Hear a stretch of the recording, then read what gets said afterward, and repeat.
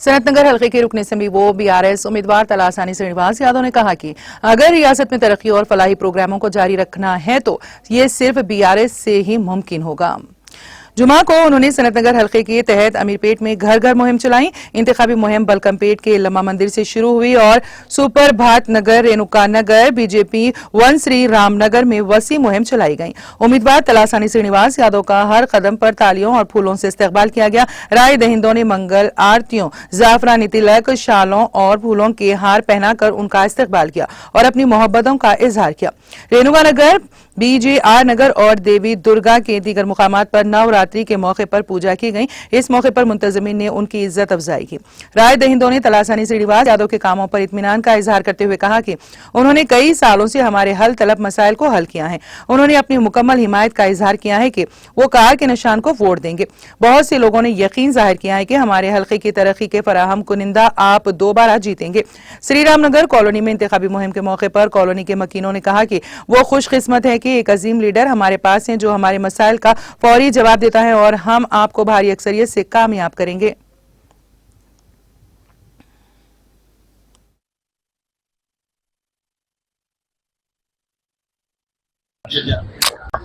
డివిజన్లో బల్కంపేట ప్రాంతంలో మరి యాత్ర కార్యక్రమం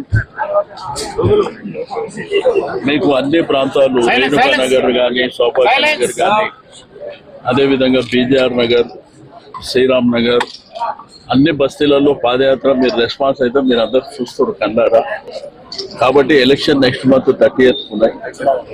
అంటే మేము కోరుకునేది ప్రజలలో ఎంత బ్రహ్మాండమైనటువంటి అభివృద్ధి సంక్షేమం చేసినాం అనేది మేము వెళ్ళేటప్పుడే చాలా స్పష్టంగా ఎక్కడ పోయినా కానీ ప్రజలు రిసీవ్ చేసుకున్న విధానం కానీ, వాళ్ళు ఒక ఇంటి మనిషిగా ఆశీర్వదిస్తున్నటువంటి విధానం కానీ మీరు చూస్తున్నారు. ఈరోజు తెలంగాణ రాష్ట్రానికి కేసీఆర్ గారే శ్రీరామ రక్ష.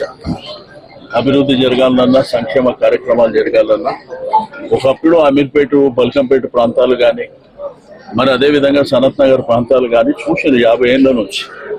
బట్ ఈ 50 ఏళ్లలో జరిగినటువంటి కార్యక్రమాలు గడిచిన 9.5 సంవత్సరాల నుంచి ఎంత అద్భుతంగా కార్యక్రమాలు జరిగినాయో మన కళ్ళ ముంగట ఉన్నాయి. అయితే ఇదేంటంటే ఇదికే ఎండ అయిపోలే. ఈ ప్రగతి అనేది కంటిన్యూ ఉండాలి.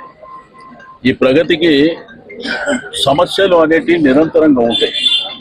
బట్ ఆ సమస్యల పరిష్కారం కూడా ఎప్పటికప్పుడు చేసుకుంటూ ముందుకెళ్ళవలసినటువంటి అవసరం ఉంది.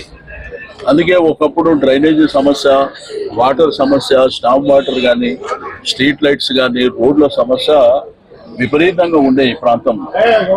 బట్ 9.5 సంవత్సరాలలో చాలా అద్భుతాలు జరిగినాయి, మీరు అందరూ చూస్తున్నారు. కాబట్టి పూర్తి విశ్వాసం, నమ్మకం, రాష్ట్రంలో గెలిచే హైయెస్ట్ మెజారిటీలో ఫస్ట్ 5 స్థానాలలో నేను ఉండాలని ప్రజల కోరిక ఉన్నది. మరి తప్పకుండా